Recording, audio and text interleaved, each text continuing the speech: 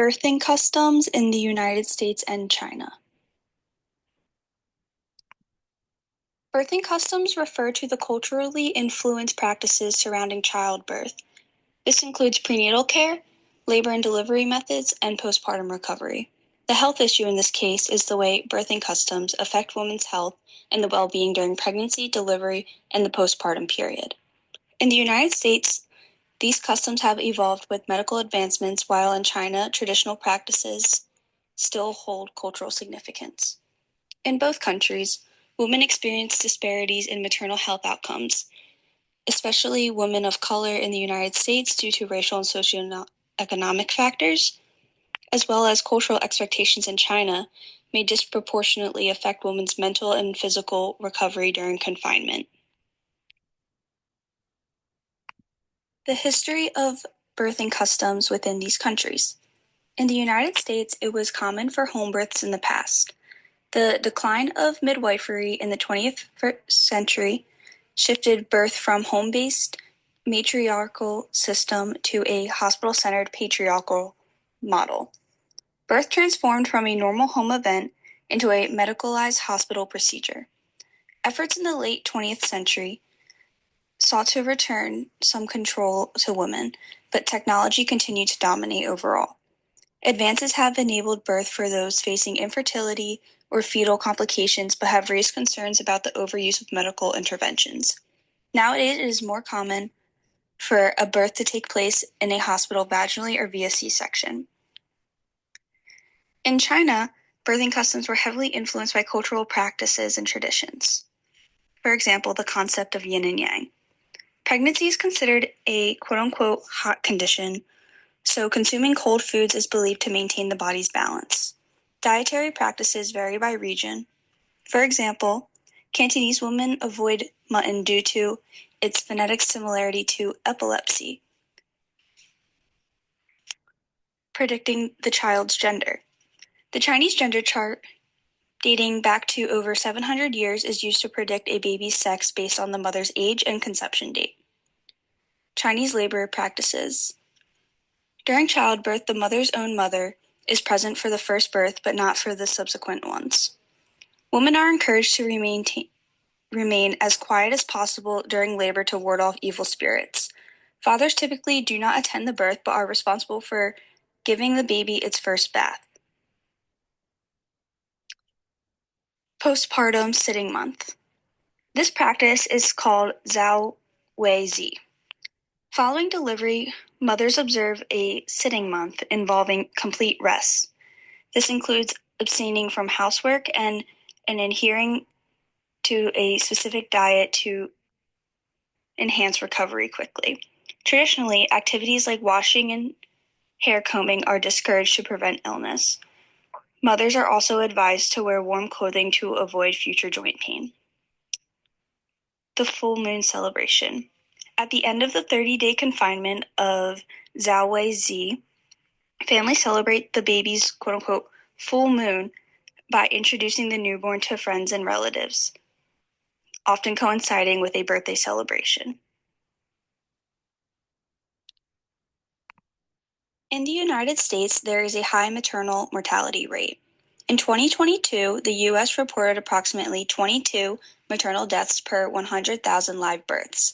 This is significantly higher than other well-developed countries. Additionally, more than 80% of these maternal deaths in the United States are considered preventable. There are also common birthing complications like preeclampsia and gestational diabetes. In preeclampsia, elevated blood pressure in the mother decreases blood flow to the fetus, potentially limiting its oxygen and nutrient supply. Eclampsia also occurs, or can also occur, when a pregnant woman with preeclampsia experiences seizures or loses consciousness. Gestational diabetes is when hormonal changes from the pregnancy cause the body to either not make up enough insulin or not use it normally. Instead, the glucose builds up in the blood, causing diabetes, otherwise known as high blood sugar. Two common different types of births within the United States are C-section and vaginal births. A vaginal birth is the most common and preferred delivery method, which occurs between weeks 37 and 42 and involves 3 stages. The stages are labor, birth, and the placenta delivery. It generally carries the lowest risk and offers benefits such as faster recovery, lower infection rates, improved infant respiratory health and immunity, and breastfeeding. A planned C-section may be recommended for reasons like a previous C-section, having multiple fetuses, like twins, for example, placenta previa, a breached position, a large baby, or uterine obstructions. An unplanned C-section may become necessary during labor due to fetal distress, stalled labor, an umbilical cord prolapse, placenta eruption, or excessive bleeding.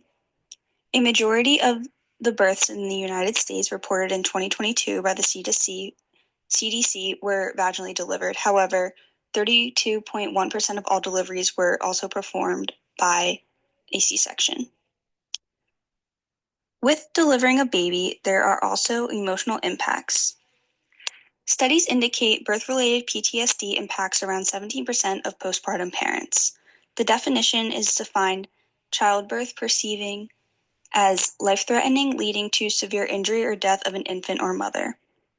The risk of this can include traumatic births. There are also attachment challenges with this, with postpartum depression as well, where mothers experiencing birth trauma may face difficulties forming secure attachments with their children. There's a need for support in this situation. This emphasizes the importance of providing adequate mental health support to mothers with post-trauma to promote recovery and healthy mother-infant relationships. As previously mentioned, mothers may experience postpartum depression as well. It is a form of depression that occurs after childbirth, affecting up to 15% of women.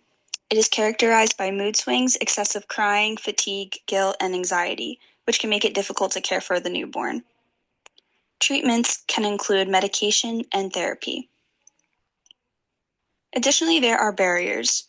For example, the average cost. For individuals with large group health plans, the average cost of childbirth in the United States is nearly $19,000 with out-of-pocket expenses around $3,000. This is dependent on the type of delivery, geographic location, if there's any complications, and considerations of your employer if they offer any insurance coverage.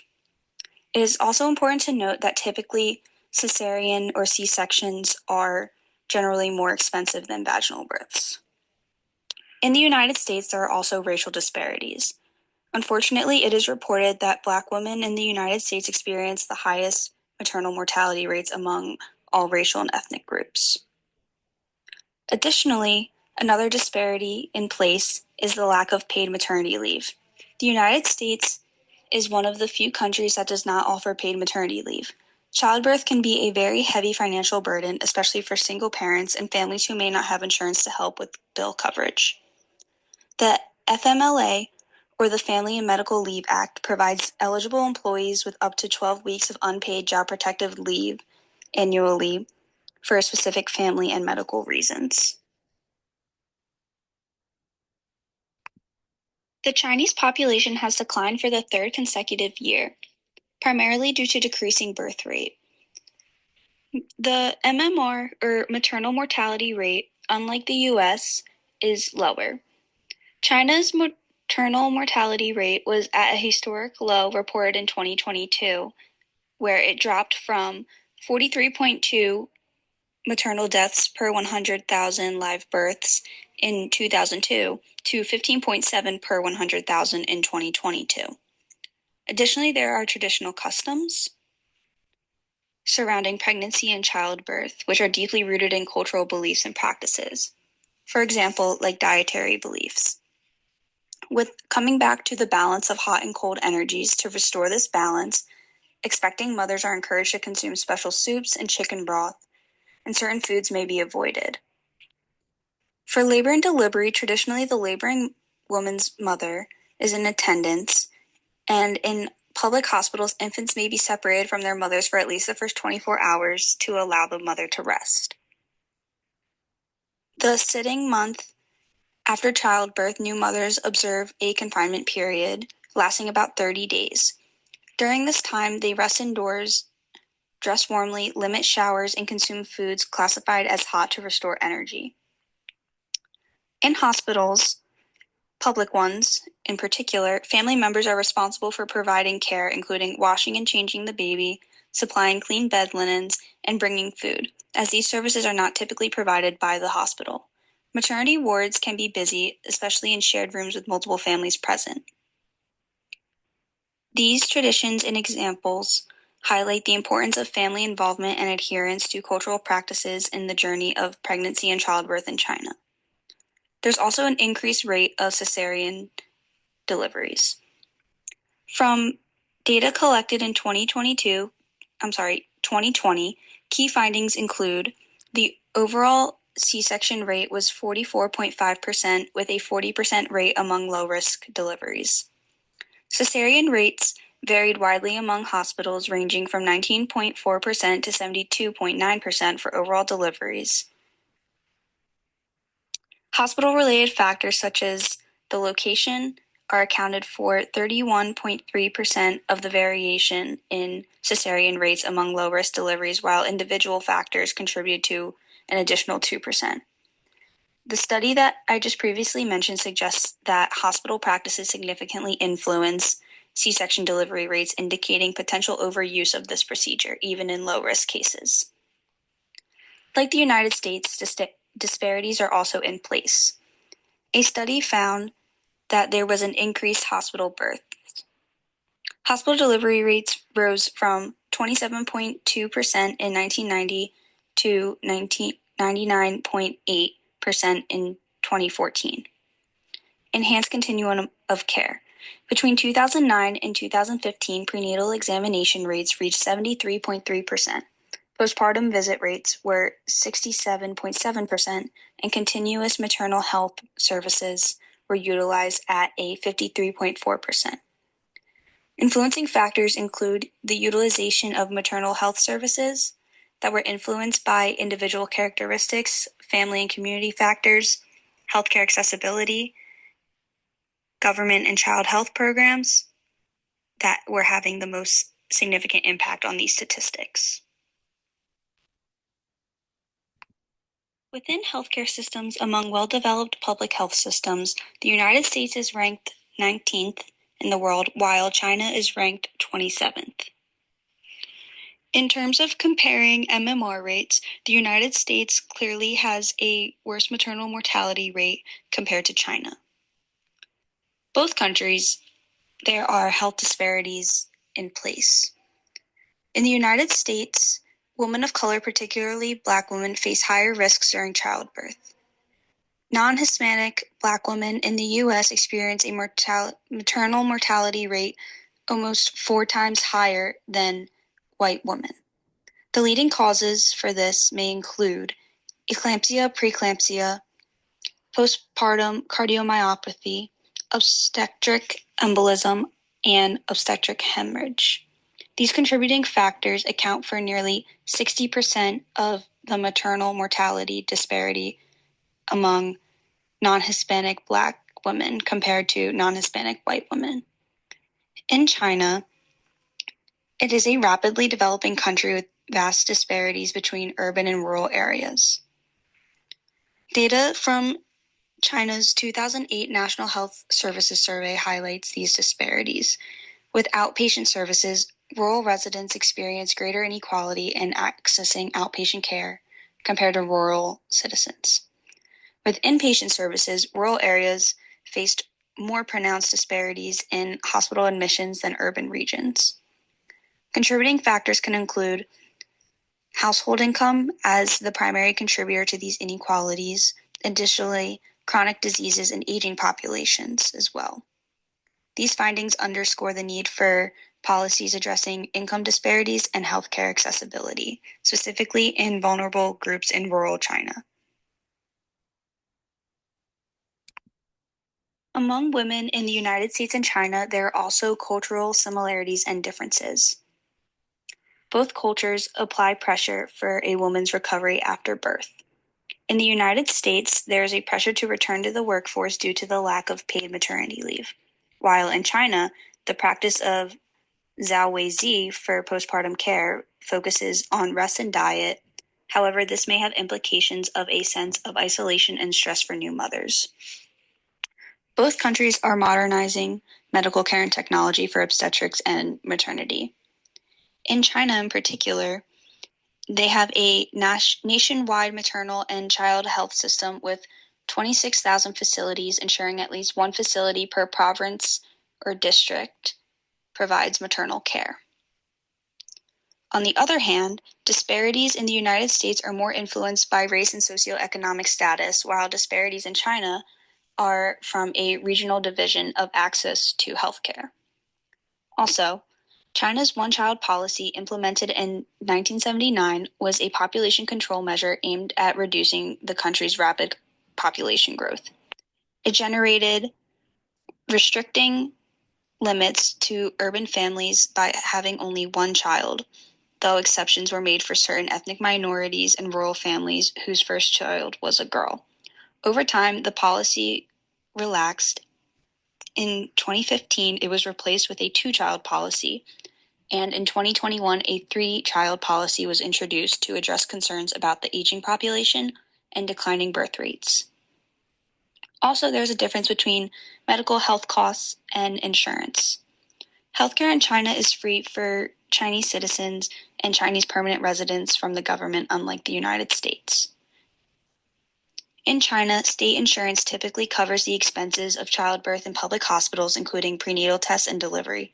However, due to limited resources in public hospitals, an increasing number of Chinese women are choosing to look towards private clinics, where costs can exceed up to 100,000 won, which is an equivalent to nearly $15.7 thousand in USD. So what is being done now? In the US, advocacy for improved access to prenatal care, addressing racial disparities in healthcare, and reducing unnecessary medical interventions such as C-sections are key areas of focus, starting with the U.S. Department of Health and Human Services and Funding. The Health and Human Services announces $558 million towards maternal health to address this issue. Within that sum of money, $440 million from Health Resources and Services Administration goes towards home visiting programs. This expands voluntary, evidence-based maternal, infant, and early childhood home visits, provides support on prenatal and postpartum care, breastfeeding, child development, and access to resources, and this funding increases for every U.S. state and territory. The remaining $118.5 million from the CDC is used to prevent pregnancy-related deaths.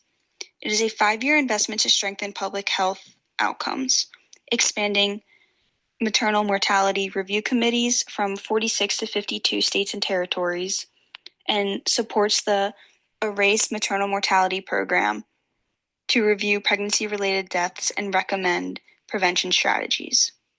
In China, the government efforts focus on improving healthcare access in rural areas. China's public health reform aims to enhance maternal health care by expanding programs that improve access for rural women to prenatal care and ensure they give birth in hospitals or with skilled birth attendants. This focus is on strengthening overall maternal health services. As previously mentioned, China has significantly enhanced healthcare accessibility, particularly in maternal and child health.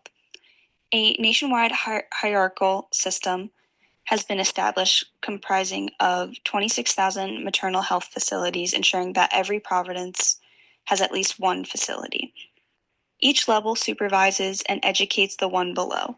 More than 90% of households can reach a health facility within 15 minutes, and approximately 95% of pregnant women are covered by social health insurance, allowing them access to affordable maternity services.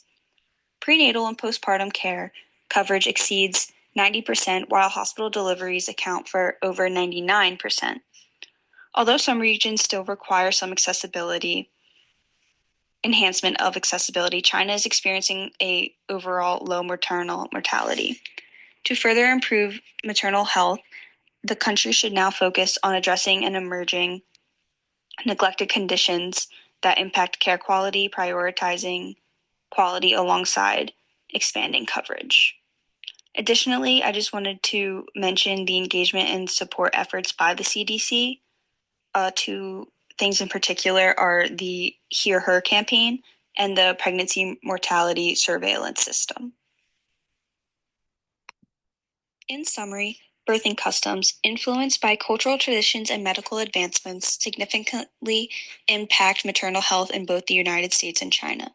In the U.S., childbirth has evolved from home births to a medicalized hospital system, contributing to disparities, particularly among women of color with a high maternal mortality and preventable complications like preeclampsia and gestational diabetes. China maintains traditional practices such as Zhao the postpartum confinement, but rural-urban healthcare disparities persist despite improvements in maternal health services. Both countries facing a rise in C-section rates and emotional challenges like postpartum depression and birth trauma are further depressed by financial burdens and limited maternal leave. While U.S. policies focus on addressing racial disparities and expanding maternal healthcare access, China emphasizes improving rural healthcare infrastructure. Government initiatives in both nations aim to reduce maternal mortality, enhance prenatal care, and ensure equitable access to maternal health services.